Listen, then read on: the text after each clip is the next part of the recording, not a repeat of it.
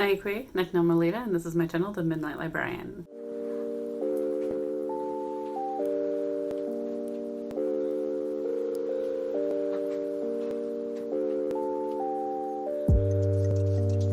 Today I will be talking about my October 2021 TBR.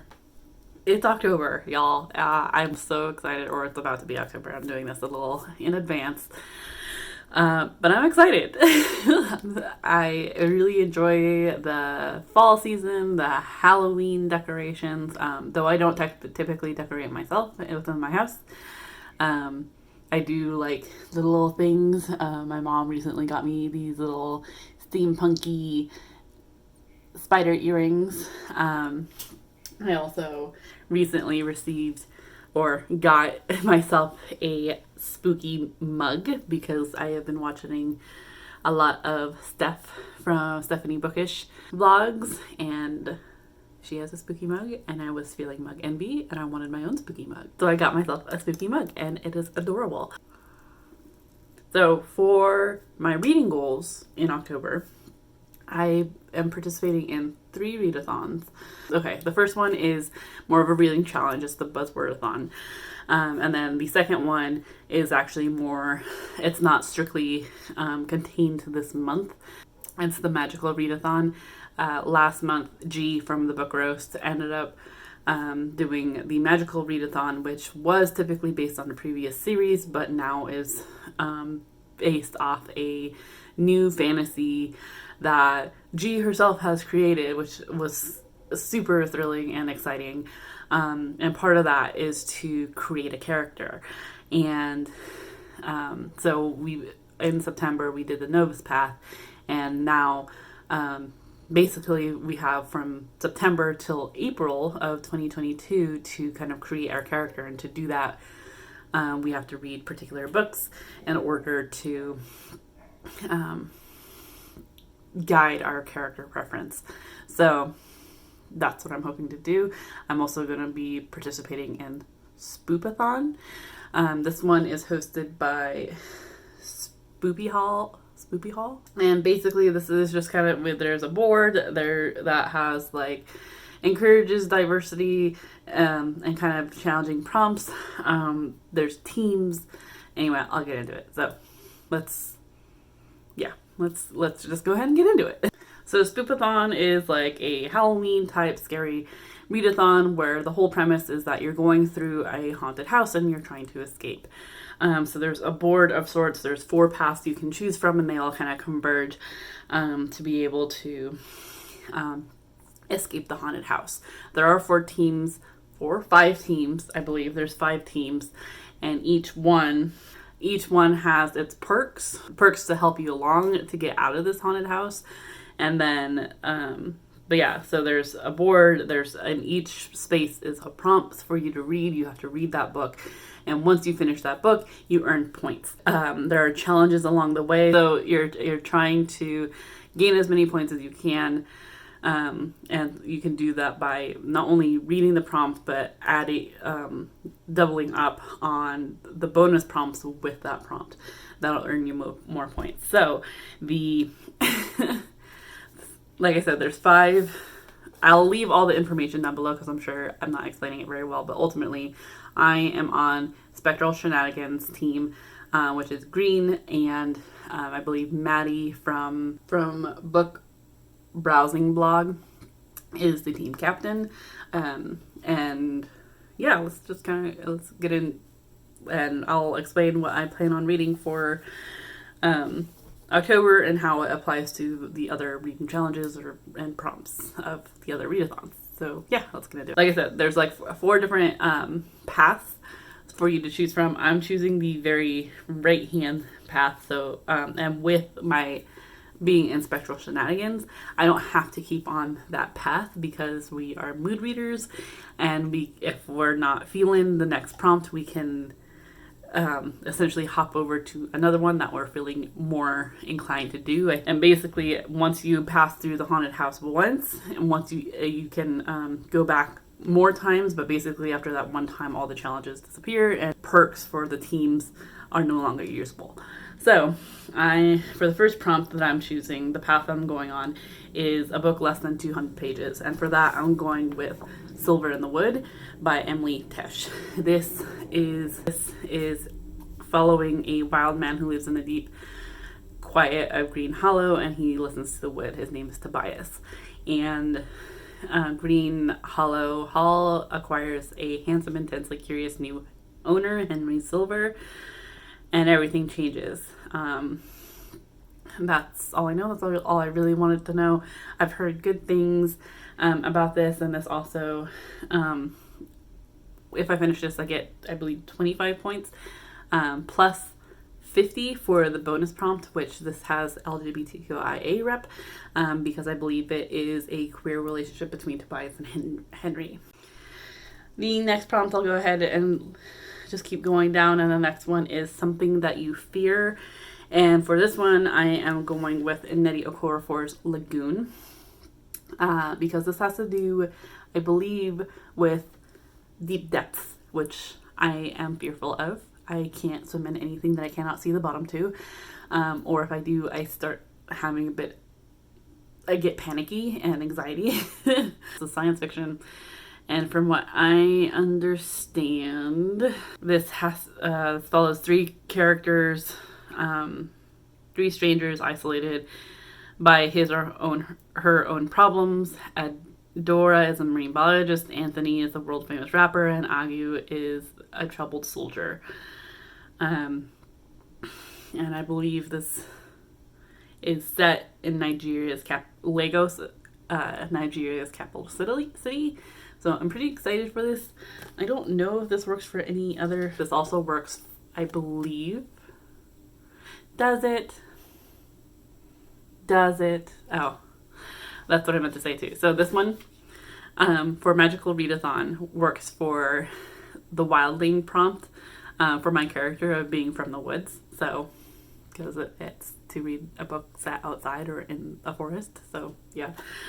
For this one, I don't know if it works or not because it says lagoon, which essentially is a body of water. But for Magical Readathon, I want to be,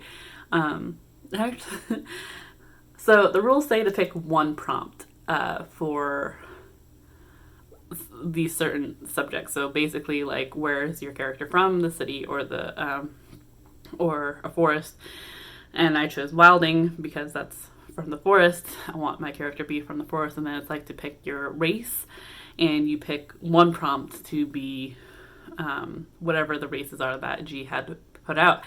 Except I want to be mixed. Steph from Stephanie Bookish had done something similar, and like I had debated going back and forth between it, and was like, you know what, I'm gonna go for it. I know it's against the rules, but you know what, we have until April to read these, so whatever. So I want to be half elemental, which is essentially someone ancient being on this fantasy world of G's that essentially can bend elements, and depending on the type of element depends on the type of book you read. So it will have like a buzzword in the title relating to that element. So I want to be a water earthling, that's what they call it, not elemental. An earthling, and I want to be a water earthling, water bending earthling. I don't know if lagoon necessarily counts or not, but it's a body of water. If not, I have a plan for November anyway, so meh. So yeah, that's my plan for that. Also, this cover is gorgeous. And also I believe the same for Buzzwordathon, it's the same. It is like elements for October. So fire, water, earth.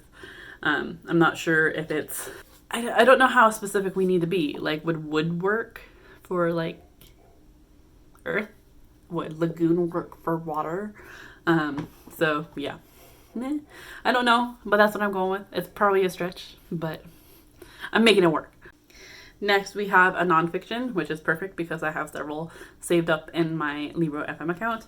And for this one, I'm going to go with one that was actually sent to me by the publisher, Tin House Waklau. Thank you so much for sending this my way. And that is White Magic by Elissa Washuta. And from what I understand, this is a bit of a memoir. Let me just read this. Throughout her life, Elissa Washuta has been surrounded by cheap facsimiles of native spiritual tools and occult trends, starter witch kits of sage, rose quartz, and tarot cards, packaged together in paper and plastic. Following a decade of abuse, addiction, PTSD, and heavy-duty drug treatment for a misdiagnosis of bipolar disorder, she felt drawn to the real spirits and powers her dispossessed and discarded ancestors knew, while she undertook necessary work to find love and meaning. In this collection of intertwined essays, she writes about land, heartbreak, and colonization, about life without the escape hatch of intoxication, and about how she became a powerful witch. She interlaces stories of her forebears with cultural artifacts from her own life, Twin Peaks, the Oregon Trail 2 video game, and a claymation Satan, a YouTube video of Stevie Nicks and Lindsay Buckingham, to explore questions of cultural inheritance and the particular danger as a Native woman of relaxing into a romantic love under colonial rule. Bracingly honest and powerfully affecting, White Magic establishes Elissa Washuta as one of our best living essayists. So this is Indigenous. I'm really excited to get into it. That cover is also gorgeous. And part of this, so like I said, I want to be like mixed for the magical readathon. Part of that is the waterbending earthling.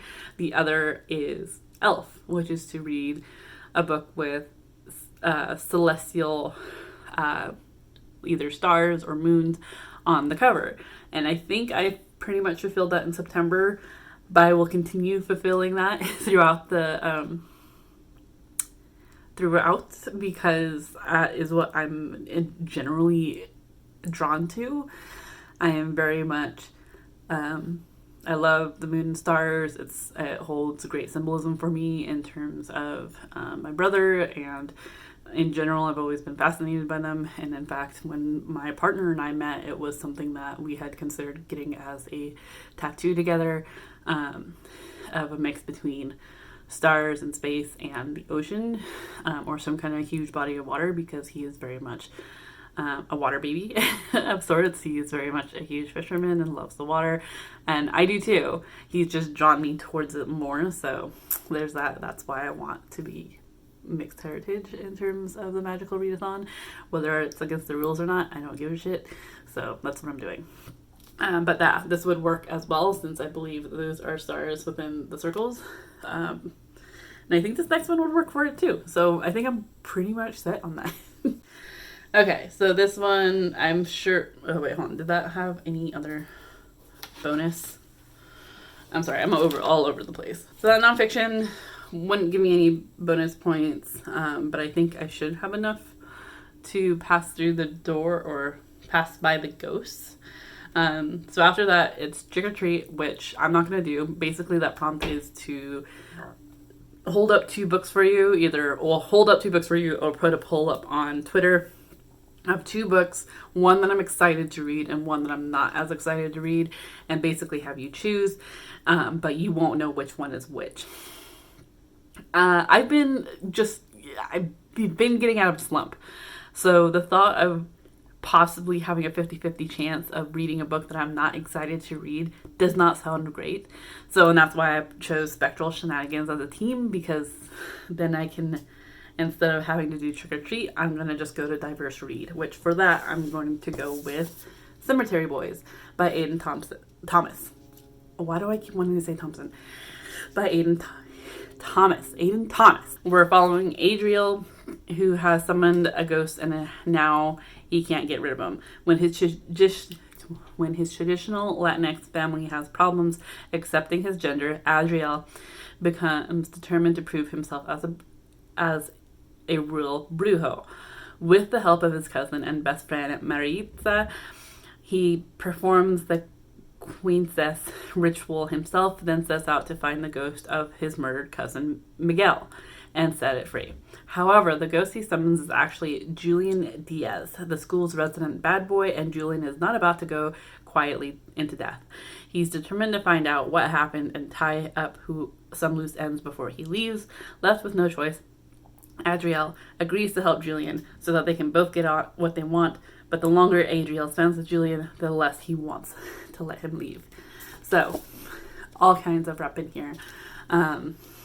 That I've been wanting to get to this book. Recently read Aiden Thomas's Lost in the Neverwoods. Had a review for that.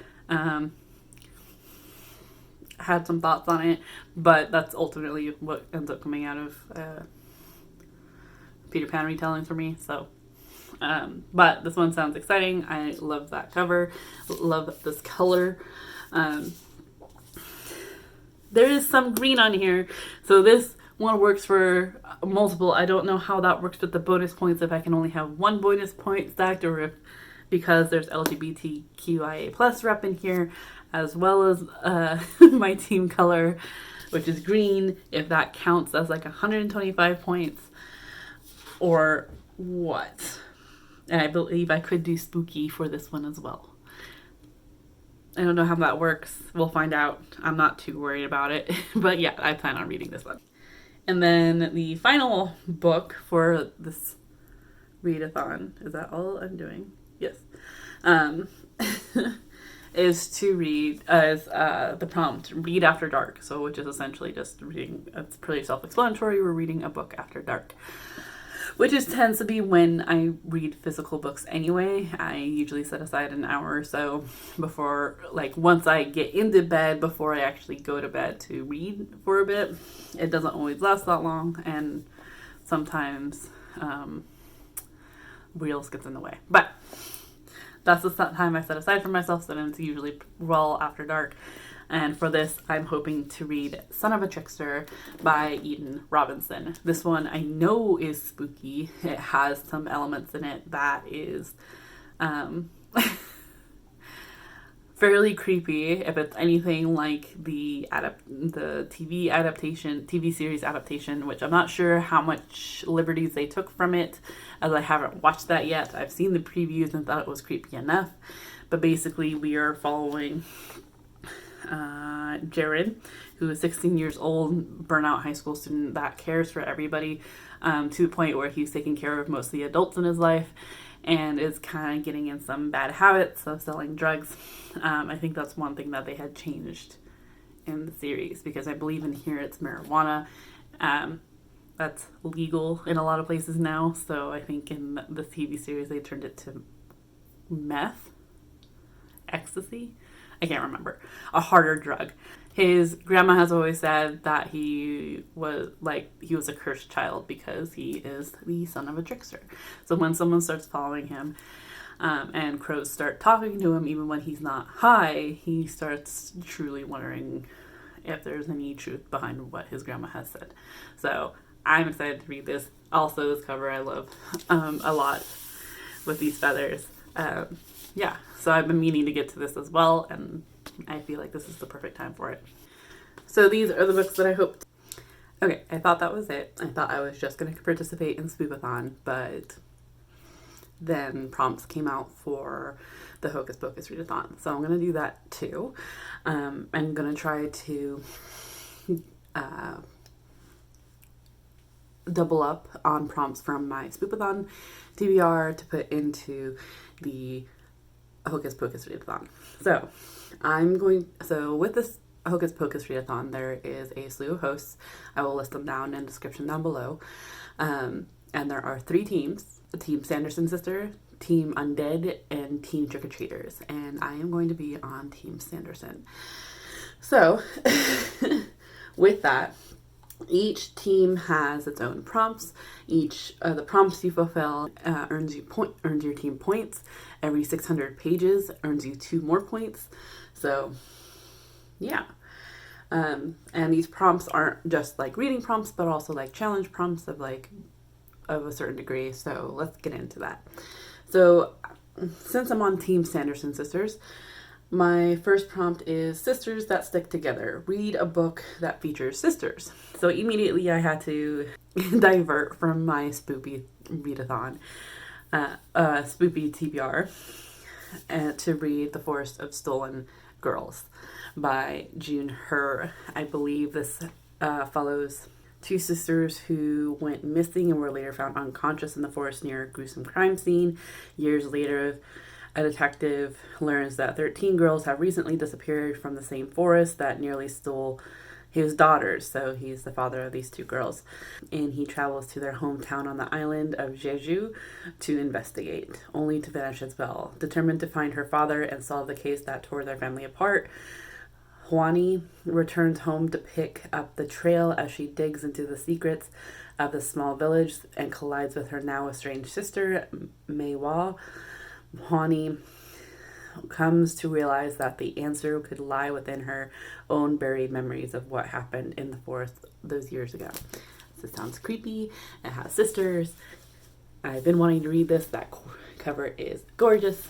So much like in Spoopathon, Hocus Pocus, the Hocus Pocus Readathon, depending on what team you're on, depends on your strengths and your weaknesses. So my strength is that because I'm a witch that steals the souls of children, we can switch one of the prompts for Team Trick-or-Treaters. So for that, I'm switching out prompt 2, which was sold your soul to Satan for a book. Read a book featuring readers, bookstores, or more books. And that I could probably easily do, maybe.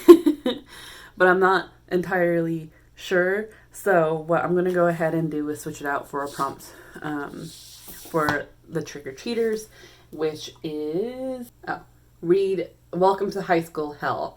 Read a book set in high school or featuring high school students. So with that, I'm able to do one of my Spoopathon picks, which is Son of a Trickster. So this also, for Spoopathon, it's to read a book after dark. So Son of a Trickster follows Jared, who is in high school. So I think that works great. Prompt 3 is waiting for the black candle to be lit. Read one book by candlelight, or whether with real candlelight or a virtual candle on YouTube. Essentially read by candlelight. Since I already have to read Son of a Trickster at night anyway, I'll just light a candle while I'm reading it, I guess. But also turn on another lamp because I already have bad eyesight. So, and I don't want to make it worse. So, prompt 4 is we are all fabulous witches. Read a book featuring LGBTQIA characters. And for that, I'm choosing Silver in the Wood by Emily Tesh, as I believe both the main characters are male and end up falling in love.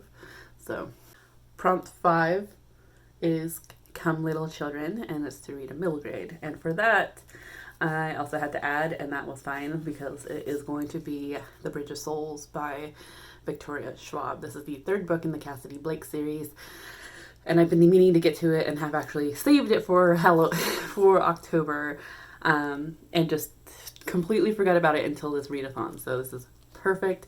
I'm basically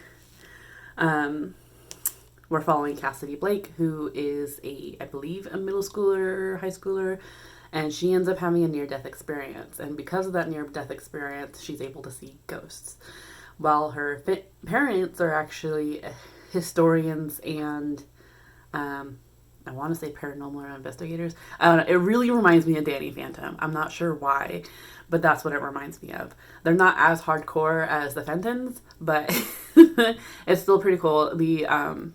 I believe they're both historians of a paranormal nature, and they end up getting recruited to do this documentary series where they go to haunted places around the world and do documentaries. So the first book, we were in Edinburgh. The second book, we were in Paris, so that they could do a documentary for the catacombs. And now we're in Louisiana. So I believe New Orleans, I would assume. Yes, New Orleans. So it's pretty exciting.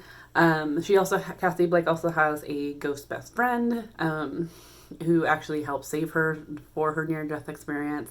It's interesting, from what I hear, this is the final book for the time being, of this series. Prompt 6 is, I put a spell on you, and that's to read a witchy magical book. And for that, I am choosing Cemetery Boys, since I believe the whole point was Yadriel trying to prove that he's a real brujo, which I believe has to do with magic and witchcraft to an extent. So, I mean, it's bringing up the dead, so I would assume. But yeah, so I'm going to choose Cemetery Boys by Aiden Thomas. And then the 7th and final prompt is Amok, and that's to watch the movie, which is simple enough, and that tends to be a movie that I like to watch every year, so during this time, who doesn't?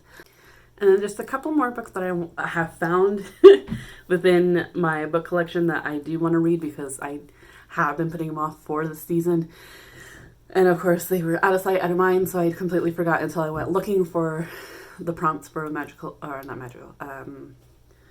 for the Hocus Pocus Readathon. So whether these work as like another go around in the haunted house for Spoopathon, we'll see.